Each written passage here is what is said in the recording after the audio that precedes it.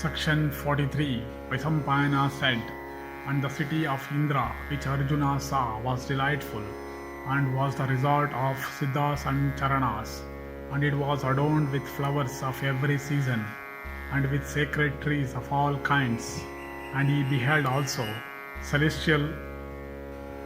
gardens called Nandana, the favorite resort of Apsaras, and fanned by the fragrant breezes, charged with the farina of sweet-scented flowers. The trees, with their lord of celestial blossoms, seemed to welcome him amongst them, and the region was such that none could behold it who had not gone through ascetic austerities, or who had not poured libations on fire. It was a region for the virtuous alone, and not for those who had turned their back on the field of battle, and none were competent to see it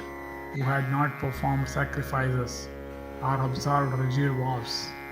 or who were without a knowledge of the Vedas, or who had not bathed in sacred waters, or who were not distinguished for sacrifice and gifts. And none were competent to see it who were disturbers of sacrifices, or who were low, or who drank intoxicating liquors, or who were violators of their preceptors, bed, or who were eaters of unsanctified meat, or who were wicked.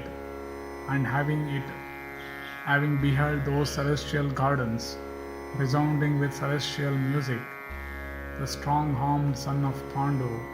entered the favorite city of Indra, and he beheld there celestial cars by thousands, capable of going anywhere at will, stationed in proper places. And he saw tens of thousands of such cars moving in every direction, and fanned by pleasant breezes charged with perfumes of flowers. The son of Pandu was praised by Apsaras and Gandharvas, and the celestials then, accompanied by the Gandharvas and Siddhas and great rishis, cheerfully reverenced Pritha's son of white deeds. Benedictions were poured upon him, accompanied by the sounds of celestial music.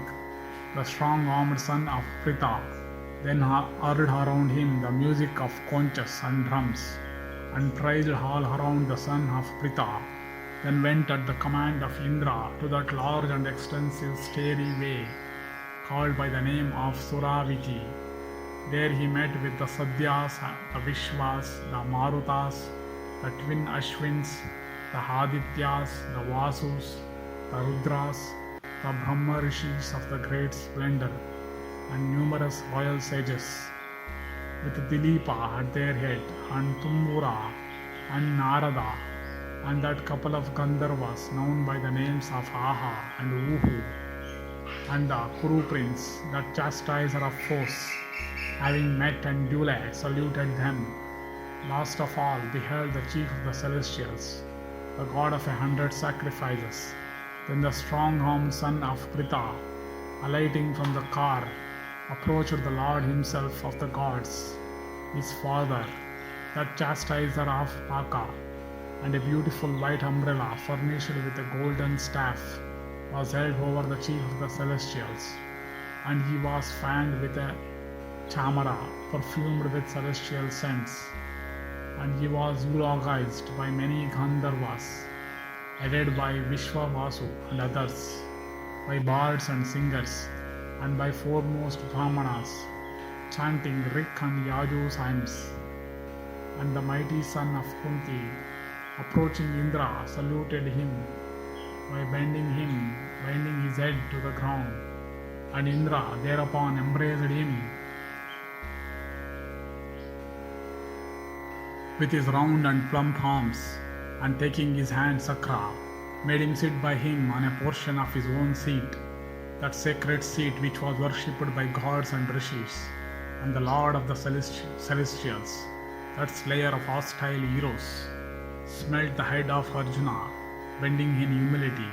and even took him upon his lap, seated on Sakra's seat at the command of that god of 1,000 eyes. Pritha's son of immeasurable energy began to blaze in splendor like a second Indra, and moved by affection, the slayer of Vritra, consoling Arjuna, touched his beautiful face with his own perfumed hands, and the wielder of the thunderbolt, patting and rubbing gently again and again with his own hands, which bore the marks of the thunderbolt, the handsome and large arms of Arjuna, which resembled a couple of golden columns, and which were hard in consequence of drawing the bow string and shooting arrows, began to console him, and the slayer of Vritra, the god of 1,000 eyes, eyeing his son of curly locks, smilingly and with eyes expanded with delight, seemed scarcely to be gratified. The more he gazed, the more he liked to gaze on, and seated on one seat, the father and son enhanced the beauty of the assembly, like the sun and moon beautifying the firmament together on the 14th day of the dark fortnight, and a band of Gandharvas headed by Tumburu, skilled in music, sacred and profane, sang many verses in melodious notes, and Gritachi and Menaka and Ramba and Purvachitti and Swayamprabha and Urvashi and Mishrakeshi and Tandagauri and Varutini and Gopali and Sahajanya and Kumbojini, Kumbayoni and Prajagara and Chitrasena and Chitraleka and Saha and Madhurasvana, these and others by thousands, possessed of eyes like lotus leaves, who were employed in enticing the hearts of persons, practicing rigid austerities, danced there, and possessing slim waists and fair large hips. They began to perform various evolutions, shaking their deep bosoms and casting their glances around, and exhibiting other attractive attitudes capable of stealing the hearts and resolutions and minds of the spectators. Thus endeth the 43rd section in the Indralokagamana Parva of the Vana Parva.